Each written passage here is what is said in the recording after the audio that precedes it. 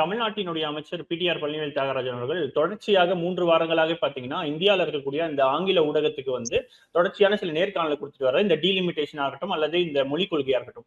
பொதுவாகவே வட இந்தியாவில பொறுத்த வரைக்கும் தமிழ்நாட்டினுடைய பார்வை என்னவா இருக்குன்னா ஹிந்தி மொழிக்கு எதிரானவர்கள், அது மட்டும் இல்லாம வடக்கு விசஸ் தெற்கு அப்படின்னு சொல்லி பிரிக்கிறாங்க அப்படின்னு சொல்லி ஒரு பார்வையை வைக்கிறாங்க. இது வெறும் பாஜக அல்லது ஒன்றிய அரசை ஆதரிக்கிறவங்க மட்டும்தான் இந்த பார்வையை வைக்கிறாங்கன்னு கேட்டீங்கன்னா, பாஜகவை எதிர்க்கிறவங்களும் கூட, குறிப்பாக வந்து இந்தியாவினுடைய சஃபாலிஸ்டான யோகேந்திர யாதவ் அவர்களும் வந்து இந்த விஷயத்துல வந்து தமிழ்நாட்டுக்கு எதிரான ஒரு கருத்து தான் முன்வைக்கிறார் போது பிடிஆரினுடைய கருத்து அப்படின்றது வந்து வட இந்தியாவில பெரிய தாக்கத்தை ஏற்படுத்துமா? நீங்க எப்படி பாக்குறீங்க சார்? அதாவது பிடிஆர் வந்து வெறுமனே விமர்சனத்தை மட்டும் வைக்கல. இப்ப உதாரணமா ஒரு பிரபல ஊடகம் ஒன்று நடத்திய இதுல அவர் பேசுறாரு. அவர் என்ன சொல்றாரு அப்படின்னு சொன்னா, 2014 உத்தரப்பிரதேச மாநிலத்துக்கு நீங்க ஒதுக்கிய நிதி எவ்வளவு? உதாரணமாக ஒரு 100 கோடி ரூபாய் அப்படின்னு சொன்னா, அது எங்க மாநிலத்துக்கு நீங்க எவ்வளவு ஒதுக்கியிருக்கீங்க? 39 கோடி ரூபாய் ஒதுக்கியிருக்கீங்க. அப்ப எங்களை விட கூடுதலாக எவ்வளவு சதவீதம் நீங்க அங்க வந்து ஒதுக்கி இருக்கிறீங்க அப்படின்னு பார்த்தா, ஏறக்குறைய 61% நீங்க அதிகமாக ஒதுக்கி இருக்கிறீங்க.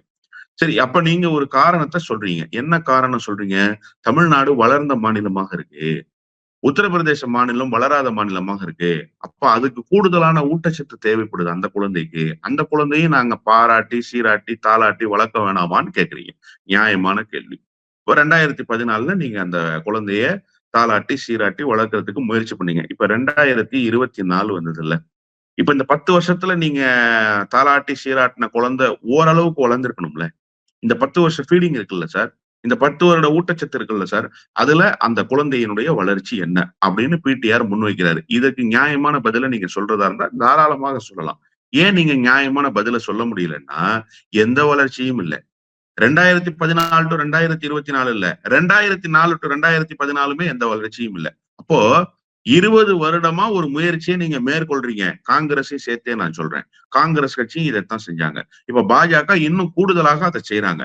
பாஜக இன்னும் கூடுதலா அதை செய்ததன் மூலமாக நீங்க என்ன நிறுவ முற்படுறீங்க அப்படின்னு சொன்னா, ஒன்றிய அரசினுடைய மாற்றாந்தாய் மனப்பான்மை என்பது எத்தகையதாக இருக்கிறது? நாங்க வந்து எங்களுடைய ஆதரவான அரசுக்கு மட்டும்தான், எங்களுக்கு துணை போகிற அரசுகளுக்கு, மாநில அரசுகளுக்கு மட்டும்தான் இப்படி எல்லாம் நிதியை வாரி வழங்குவோம் அப்படிங்கிறத நீங்க சொல்லாம சொல்றீங்கிற ஒரு அரசியல் இருக்குல்ல, அதை நேரடியாக டார்கெட் பண்ணி அடிக்கிறாரு பிடிஆர்.